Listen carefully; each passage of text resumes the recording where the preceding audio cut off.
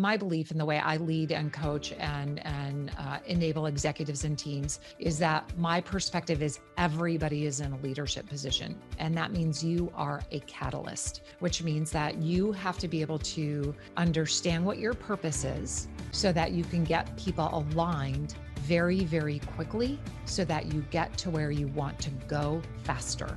In my world, speed is life. I would submit to you right now that everybody listening, the same thing applies. And we need to be able to make decisions quickly. We need to be able to make informed decisions.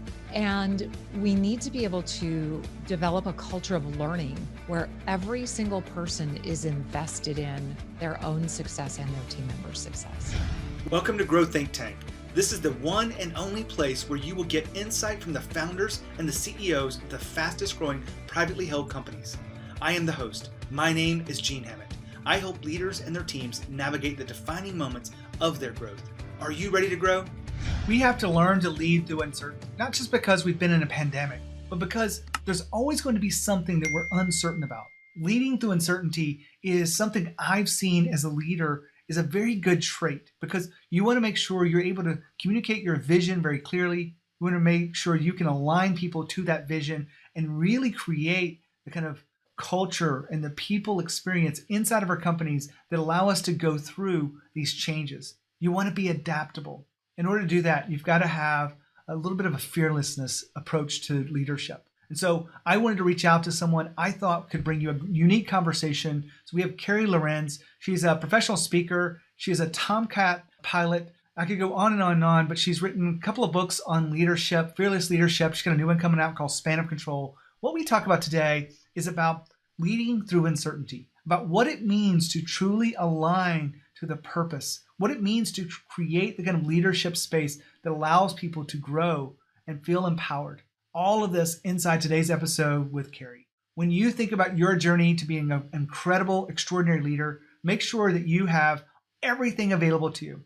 If you have any gaps in your skill set and your mindset, I'd love to talk to you about what those may be. If you have a question about what's next for you or you wish it was different than it is today, then I would love to work with you. My focus is on fast growth companies. You don't have to be on the Inc. 5000 to be a client, but you really do want to be hungry for growth and be an extraordinary leader. Just go to genehammett.com. You can find Start Your Journey up there. We'll schedule time together. I'd love to talk to you about what's going on in your business, help you create a game plan, and it's all at no cost to you. If you're an ambitious leader and you want to go to the next level and be extraordinary, then just go ahead and go to genehammett.com. Now here's the interview with Carey. Hi, Carey. How are you? Hey, I'm glad to be here. Thanks for having me on today. Excited to talk to you about being fearless and about, really the depths behind that. But before we dive into it, tell us about you, Carey.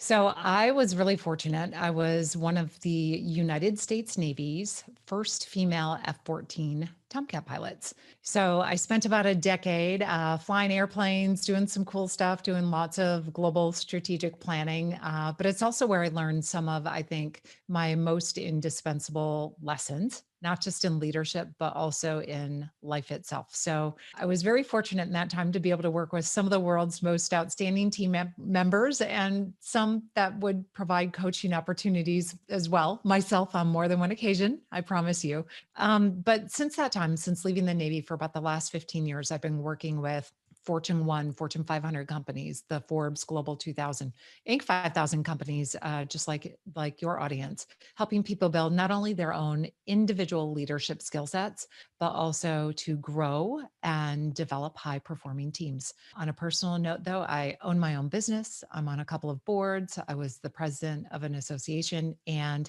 I have 4 amazing kids. So I stay pretty busy. I juggle a lot of glass balls on any given day. I'm kind of curious, back in the day of flying these jets around, you landed on aircraft carriers, is that fair to say? Yes. What do you miss most about just the thrill of actually being in air and flying? Oh gosh. Well, I think that for anybody who's done that, there are a couple of elements. From the people perspective, definitely you miss the overwhelming sense of purpose that the teams that you're on have. And whether that's a real small team, whether that's within a squadron, when you understand how your air wing works, but everything being so rooted in purpose and being able to understand pretty clearly what role you played in the success of a team, I think was actually really powerful. And I find that in addition to people missing the adrenaline, certainly flying fighters on and off an aircraft carrier gives you a certain jolt of adrenaline. I think people really miss finding a company or finding a team that generally everybody's equally as invested in what that stated purpose is or shared goal. So I think that purpose piece of it, and obviously the adrenaline, that's a big Well, thing. certainly I can say I've never been into the armed forces. My dad was in the Navy back in the day, and I can see the purpose being alignment there. But Mhm. within fast growth companies, you probably know this, there's a lot of them that are very mission driven and purpose Mhm. built.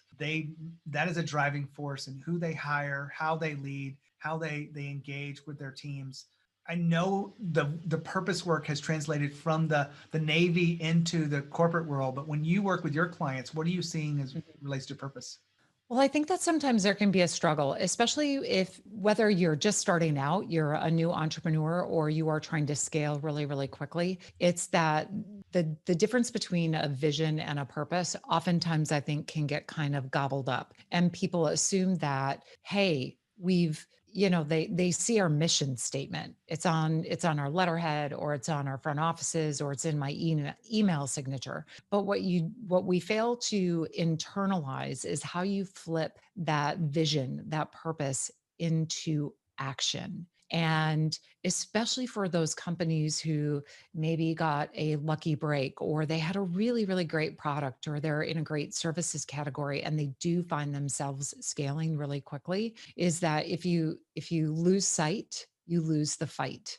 That's one of the things we used to say as we would walk out to our airplanes, that regardless of how talented your people are, regardless of how clear you might think your mission is, if you lose sight of the most important work you should be doing, you are guaranteed to lose the fight. And one of the struggles I definitely see right now, still continuing, a year or so, more or less for some people, depending on where they're listening from, that we're into this pandemic period, is that this idea of leading through uncertainty, and that, well, I've told my team I've sent an email out. They know what's most important. Yeah, That they may not right now, right? yeah. The environment is changing. And one of the things that I think we have to be very, very careful about, well, there are two things, is that just because you've stated your mission or your company values in a 3-inch binder or plastered up on a wall somewhere or sent out an email, doesn't mean that people have necessarily internalized that, nor are they behaving in a way that supports that. And when we're working in times of uncertainty, when we're leading through uncertainty, one of the critical things that each one of us has to be very cognizant of is our teammates' exposure to or experience with right now task saturation and stress. And why that matters is because all of the research out there and all of the science supports that when people are under profound amounts of stress and duress, they simply do not retain 80% of what you are saying to them. So, for those of you who are listening who are parents, what you can consider, or if you've been a dog owner, not cat owners, because that's a whole different beast, when you are trying to train a puppy or you have young kids, if you consider that the amount of stress that a lot of your teammates, even if times are good right now, but it's at a crazy changing pace, the amount of stress that your teammates and employees are feeling right now could be blocking 80% of what you're trying to share with them. So what does that mean? This can lead to technical skill overload. It can lead to information overload. It can definitely lead to burnout or those feelings of overwhelm. But we have to make sure that combined with what we think we've articulated as a clear sense of purpose, that we've actually communicated this in a really clear, concise way that both empowers and inspires our teams. And you know what? That's a heavy lift for a lot of people. I think a lot of people overestimate their communication skill set. And they then underestimate what the potential is in their teammates. But that's just simply because they haven't communicated effectively. Now, Carey just said something really interesting. I want to put a spotlight on it. She talked about task saturation and stress inside of our workplace. Well, what does this really mean for you as a leader? Well, you want to make sure that you're tuning in beyond just the work that has to be done. You want to make sure you're really connecting to the person. What this looks like is not just having conversations around metrics and the next milestone and all the things that they see as challenges or roadblocks, but it's looking at the person and saying, what's going on in your life? Are you feeling stress? Do you feel okay with what we're doing here? What could I do to help you feel better about the work we're doing? Now, those questions may sound a little soft, but they're meant to be questions that allow you to open up to each other and to really connect on the deeper issues. If someone is feeling stress or someone's feeling task saturation, you can't just solve it by removing the task from them. You want to connect to them at a personal level, and you want to do that from a coaching approach. That's my 2 cents on this if you want to be an extraordinary leader. Back to Carey. Sorry, I feel like I just went on a tangent on that. It's a I bit of a wanna soapbox for me. dive into the book that you've written and share with our audience about being fearless, because that's one reason why you're here. But the main thing before we get to that is you talked about internalizing values, internalizing, the vision. You said internalize a few different things. So I don't want to leave the moment without you explaining what you really mean by internalizing these things. So it's one thing to have invested in a really fancy schmancy vision and value statement and a 3-inch binder full of strategic plans and all of this great set of tools that we might think. But it's another thing to grow within your team the capacity and the ability to understand that how you show up matters. And the way you show up matters, the way you show up for yourself, for your teammates, for your customers, for your clients.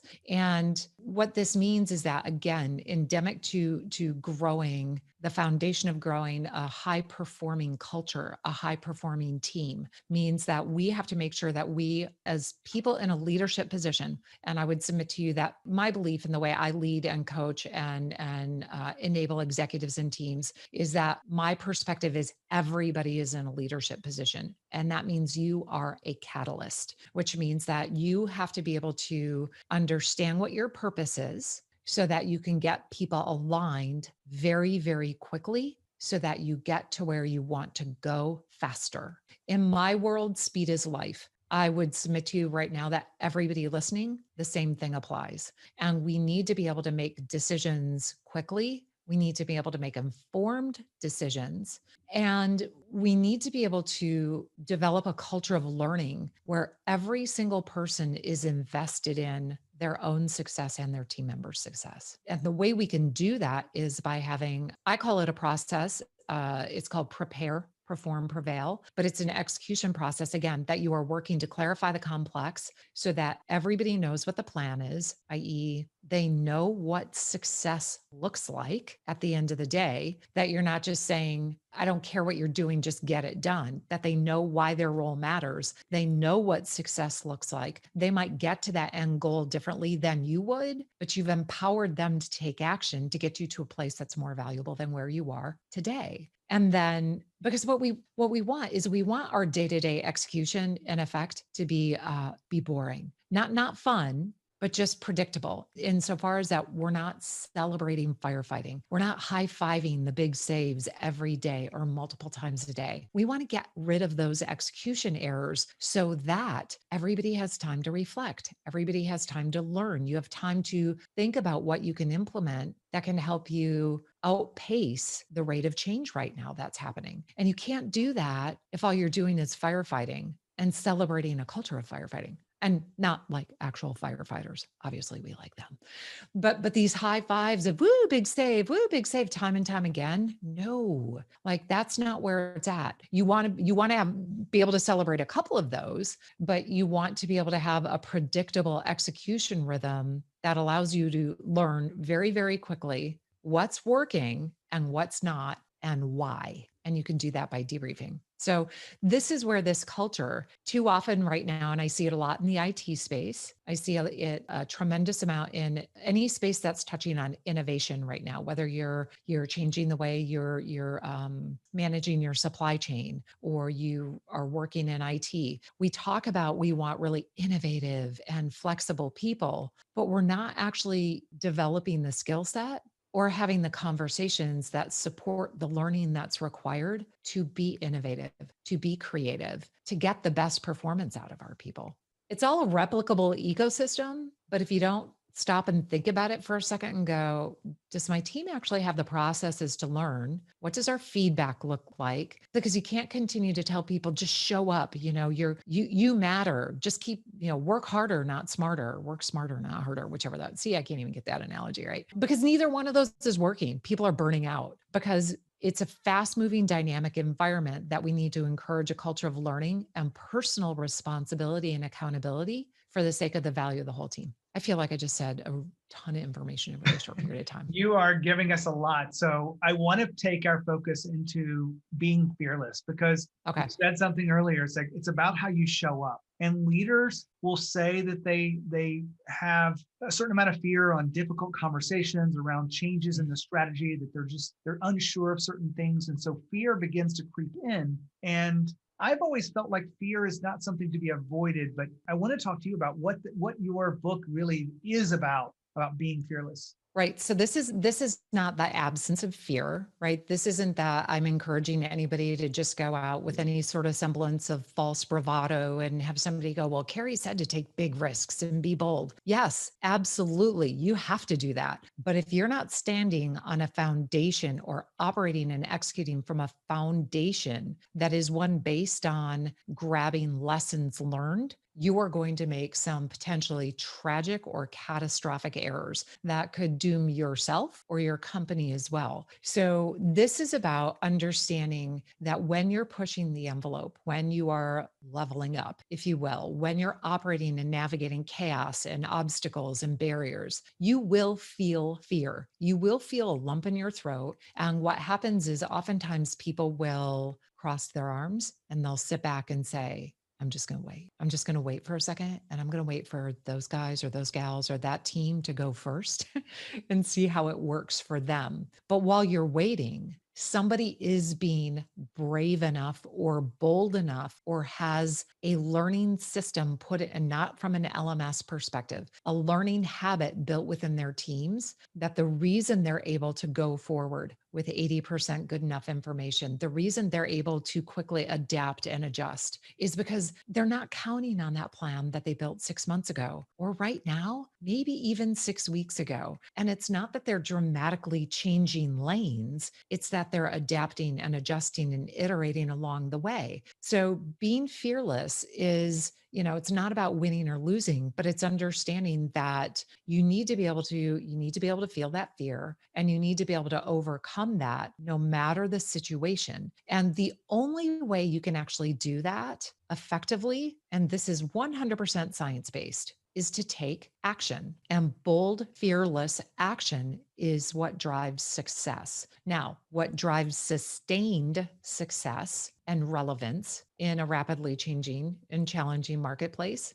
100% is going to be predicated on your team and your ability to learn. And that means you are going to have to hold yourself accountable for learning. And you're going to have to build in, again, those systems within your team that allow for good debriefing, that allow for passing on and shared lessons learned. Again, from a culture perspective, what does that mean? Well, for some people, very uncomfortably so, it means you're going to have to set your ego aside and understand that this debriefing piece and the vulnerability piece of being transformative, doing big things in a sustained manner means you're going to have to, at the end of the day and at the beginning of the day and in every conversation, stay focused on the fact that this is not about who is right. It's about what is right. So if we throw it back into my old stomping grounds for a second, into the cockpit or into ready rooms where you're debriefing with very, very intense, very high ego, very performance driven people, we still have to be able to set our ego aside so that we get to a better place than where we ended up. And that's how the learning happens. Otherwise, you're going to lose valuable team members. You are going to have disengaged employees who don't feel like they're valued and or don't feel like they matter or their feedback matters. So this is not all butterflies and unicorns and happy-go-lucky. Ooh, hey, let's just throw some unicorn dust on this and debrief and everything's going to be fine, right? It's not that. This is not like some soft touch. What I can't even think what I'm trying to say here. It's not butterflies and unicorns. This is hard work. You get what I'm saying. But it's very doable and it's so accessible for every single team, regardless of your size, regardless of how long you've been in business. Now, Carey just said that the scientific way through indecision is to take action. I don't disagree with that, but let me back up for a second. You want to make sure you take intentional action. Don't just react to the moment. Sit back and reflect for a moment about what really needs to be done. Is this the right approach? Are you the right person to be doing this? That's a big one if you want to empower others. You don't want to just respond. You want to be intentional. And I bring this moment to you because extraordinary leaders are intentional to a fault. They really are able to reflect, and maybe it's just take a few breaths to reflect on how they're going to show up in that moment to move forward. And that's what I'm asking of you, to create a moment for you to be an extraordinary leader is to be intentional, then take action. Back to Carey. And it Carey, works. I want to combine two things together here before we wrap up. This being fearless and internalizing, because I know that many times fear comes from inside of us. It comes from a doubt or worthiness. And one of the questions I'll ask my clients, and you can kind of chime in on the whole how this all fits together. But I ask them this question when they're being indecisive. And I go, what decision would you make if you truly trusted yourself? So are you asking me what my response is? Internalizing fear here. So in part, and I think in part, and don't take this the wrong way, there's so much out there in social media, whether it's Instagram, life hacks, or motivational guru BS speak that will tell you, just pretend like you don't have any fear and just leap. And I am a fan. And I believe in you will get to a point where you have to leap and the net will appear. That being said, if you're not willing to do the work, the hard, gritty work of reflecting, of debriefing, of studying, of understanding the numbers in your business, boy, oh boy, the number of people that I talk to who actually don't understand the numbers in their business or the actual business that they're in because they had a widget, they had an opportunity, they had a service, whatever the case may be, and it just took off. That's when you start to try to serve way too many masters. And at the end of the day, when you dilute your focus, you dilute your power. So this is all about taking smart risks and making good decisions, balanced with knowing if you've put some processes in place, you're debriefing, you're asking for feedback, you're finding problems by red teaming or with a planning checklist, you're uncovering errors intentionally because we never, ever want to leave success to chance. You've seen it, I've seen it where, a company you're working with has a really big win. They celebrate, they pop their champagne, woohoo, they set their new goals, their metrics, and they are on to the next big thing. But they don't actually know the mechanics behind how they were successful. You have now left your next success up to luck. That is a dangerous place to be. I'd rather be reasoned and studied and have processes that can discover the failures and the reasons for success than thinking, wipe your brow, woo, we got away with that one. That was good. Good work though, team. And just move on to the next thing because it's not going to end that way. Carey, I want to appreciate your intelligence and wisdom and sharing this with us today. I really appreciate you taking the time to be here for the audience. Where can our audience find you or get your books? Oh, absolutely. Thrilled to be here. CareyLohrenz.com. I'm on all of the social media channels. Well, not all of them, actually. LinkedIn, Twitter, Instagram, not really Snapchat, no TikTok, sorry. And my new book is actually coming out pretty soon, just a couple of weeks, called SpanOfControl.com. So I think it's going to be super helpful. But yeah, just reach out to me. I'm glad to be here. Thanks for the invite. Well, thanks for being here, and I really appreciate it. Glad to be here. Thank you.